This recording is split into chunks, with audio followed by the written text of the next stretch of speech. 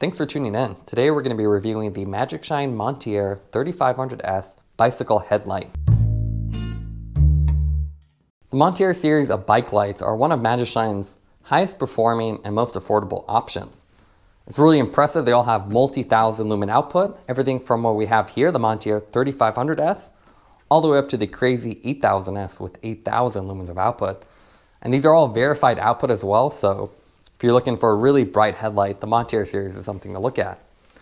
Now again, this is the most affordable variation, and in terms of packaging, it's really simple. You have their nice hard cardboard box, glossy graphic on top, and their iconic orange and black color scheme. You have basic information about the light on the back. So I'll go ahead and take it out of the box and we'll go over the specs. Retail price on this is $199.99, and that's for 3,500 lumens of output, so a really impressive amount of output. And again, that's FL1 tested, so it's not like your Amazon lights that are all 10,000 lumens but 20 bucks. It has a 5 LED design, and these are Luminus SST-20 LEDs.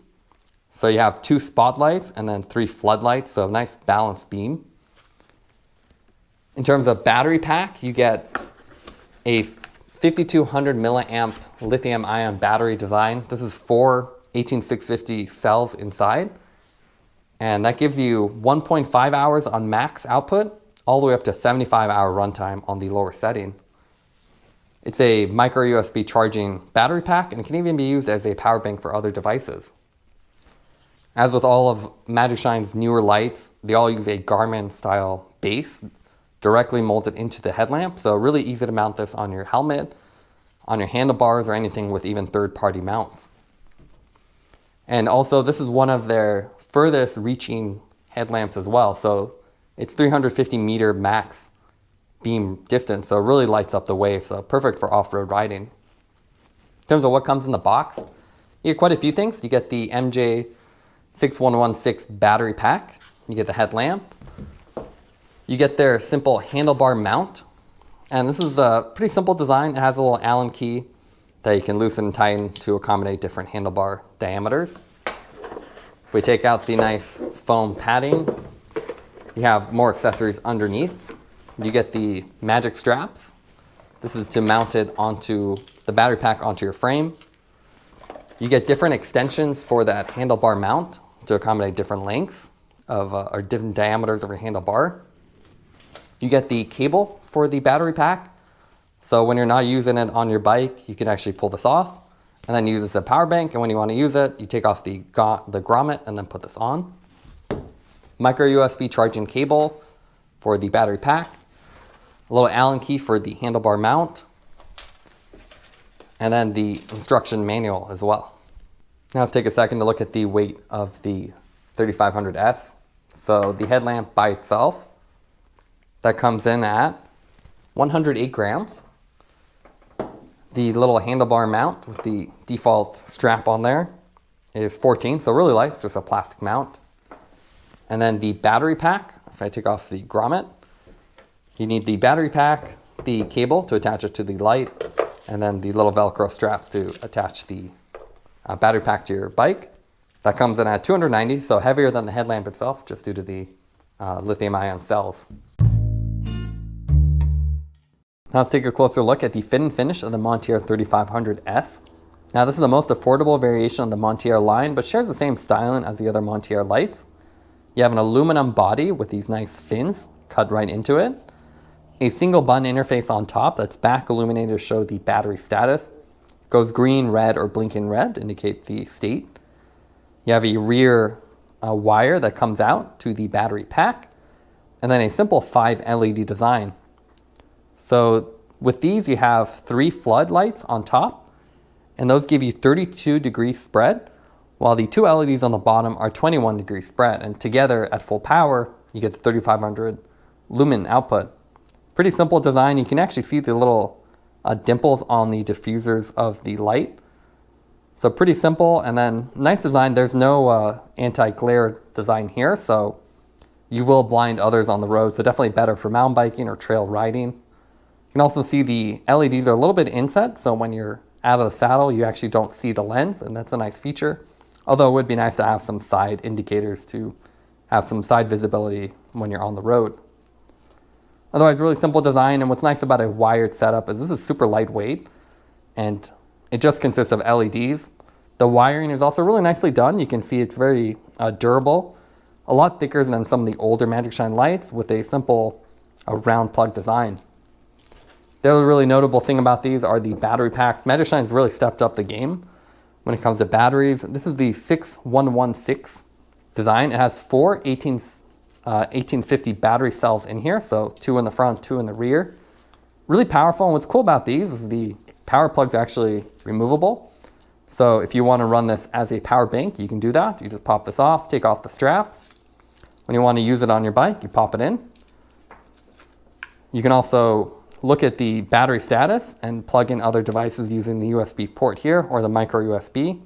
If you click that button, you get a 3 LED indicator that actually shines through the cover as well. It's a really nice feature. Not quite as cool as say some of the Lupine Smart Cell lights, which have audible and taillight modes that actually light up, but really nice to have, so you get more data on what your battery state is by just checking that, or the little indicator on the light.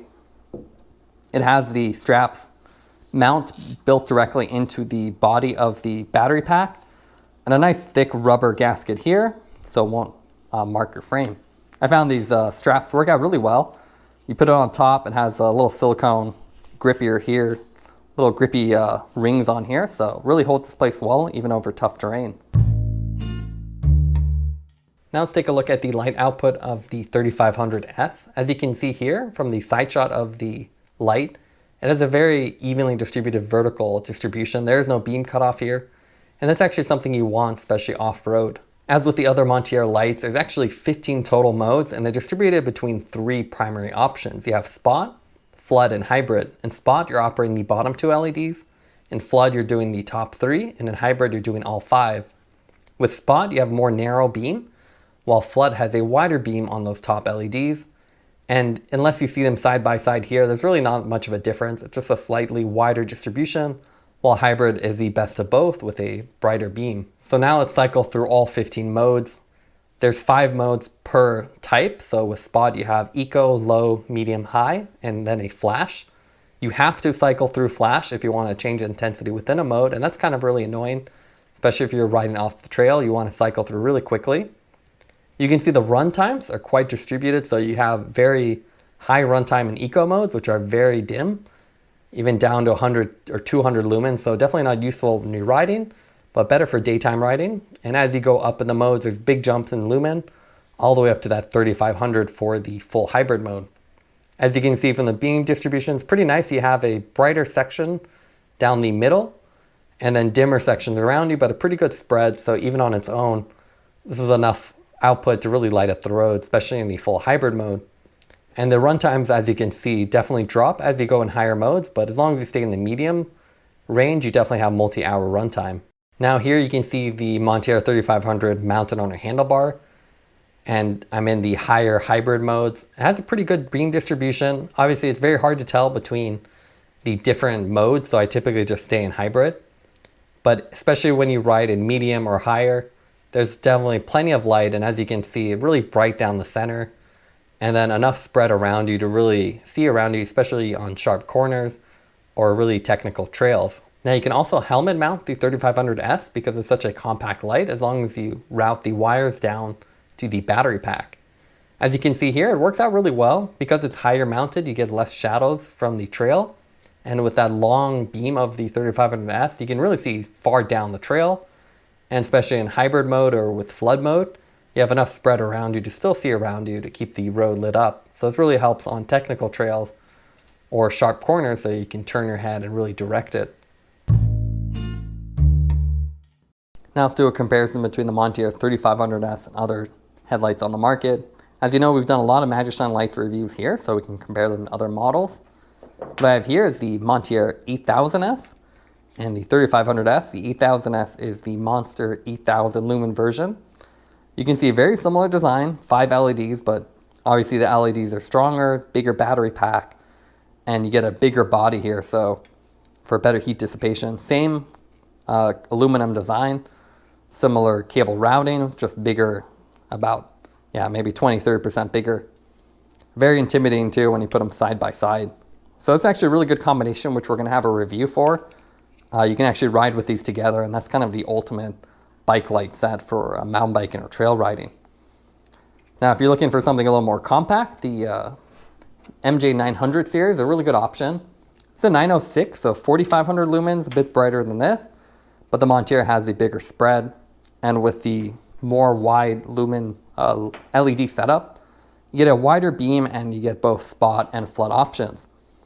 The 906 here is a little better suited for road riding, as it has a daylight running light built in directly, and these little diffusers to help kind of reduce some of the glare. You can see it's also a smaller design, which actually uses the same battery pack with the 902S, which has a similar body. The 906S has the bigger battery pack to achieve the higher lumen output. The 900S is also a good option. This is a 1500 lumen design, daylight running lights. It has the one LED design, so smaller beam, more compact, about half the size, smaller battery pack. So it depends on what you're looking for. If you want daylight running lights, the 900 series is a good option. If you just want a big wide beam with a really far beam distance, then the Monteer is a good option.